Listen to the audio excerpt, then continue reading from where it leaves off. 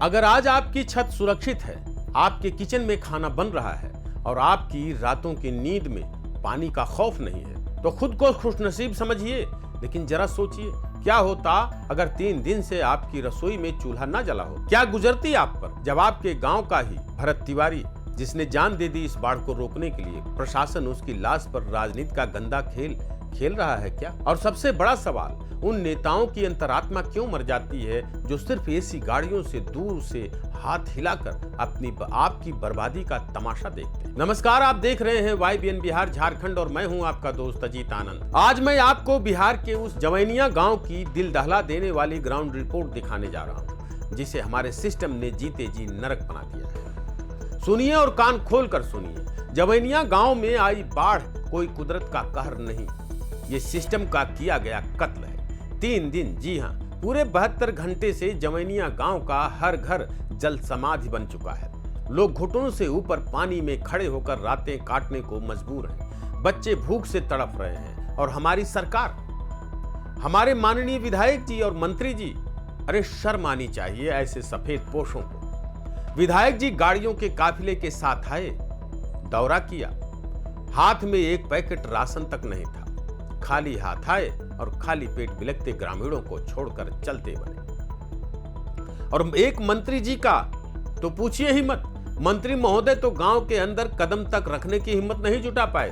दूर सूखी सड़क पर खड़े हुए हाथ हिलाया और कैमरे के सामने चमकता हुआ पोज दिया और अपनी एयर कंडीशन गाड़ी में बैठकर 9-2-11 हो गए। क्या यही है आपकी राह? क्या इसी को कहते हैं सुशासन? लेकिन रुकिए, असली खौफनाक सच तो आना भी बाकी। जवैनिया गांव की बाढ़ की कहानी सिर्फ बहते हुए पानी की कहानी नहीं है।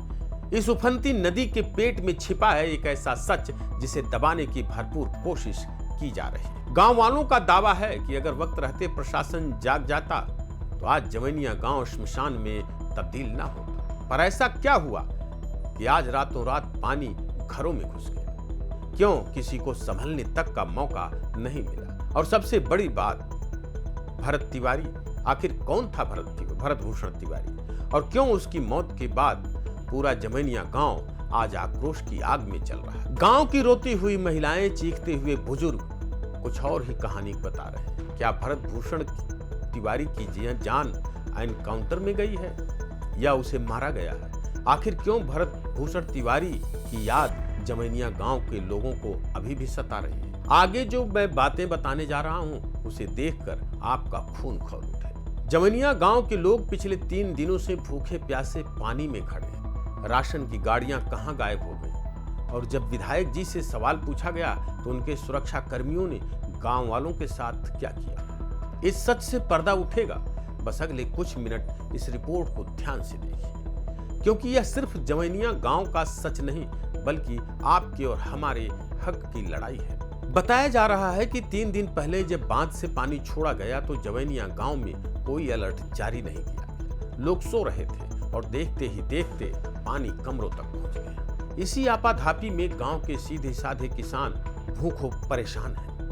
भरत तिवारी को याद कर रहे हैं। पशुओं को खोल दिया गया है। पानी का बहाव इतना तेज है कि घंटों तक गांव वाले खुद को पानी में तैरकर जान बचा रहे हैं। वैसे सरकार को जवैनिया गांव में मदद भेजनी चाहिए, लेकिन वहां सिर्फ नेताओं की नौटंकी चल रही। नेता आ रहे हैं, जा रहे हैं, गांव वालों को कोई सुविधा नहीं मैसर हो रही है। और इसी के लिए भरत तिवारी लड़ाई लड़ रहे थे, क्योंकि पूरा भ्रष्टाचार का खेल जवैनिया गांव में खेला गया है। भरत तिवारी के पास इन अधिकारियों का पूरा कच्चा चिट्ठा मौजूद था और इन्हीं अफसरों ने एक साजिश के तहत भरत तिवारी को एनकाउंटर में मार दिया। आज पूरा गांव भरत तिवारी को याद कर रहा है कि आज जवैनिया गांव के लोगों की आवाज उठाने वाला कोई नहीं दिख रहा है। बेबस लाचार जवैनिया गांव के ग्रामीण आंसू बहा रहे हैं। खुले आसमान के नीचे कुछ लोग जीवन बिता रहे हैं। कुछ लोगों के घरों में पानी भरा हुआ है। पीने के पानी की परेशानियां हैं, रहने के लिए जगह नहीं है और खाने की तो बात बिल्कुल छोड़ दीजिए। तो क्या जवैनिया गांव के लोगों का कोई वजूद नहीं रहा? अगर आपके सीने में जरा भी इंसानियत बाकी है तो इस ग्राउंड रिपोर्ट को इतना शेयर कीजिए कि जवैनिया गांव की चीखें उन एसी कमरों में बैठे मंत्रियों और विधायकों के कानों तक जरूर पहुंचे जो आज बहरे बने बैठे हैं। कमेंट करके बताइए कि क्या ऐसे गैर जिम्मेदार नेताओं और अफसरों पर कुछ एक्शन, कुछ कार्रवाई होगी। इस जमीनी हकीकत को देखने के बाद हमारे चैनल YBN यूपी उत्तराखंड को अभी सब्सक्राइब कर लीजिए, बेल आइकन बटन जरूर दबाएं। नमस्कार।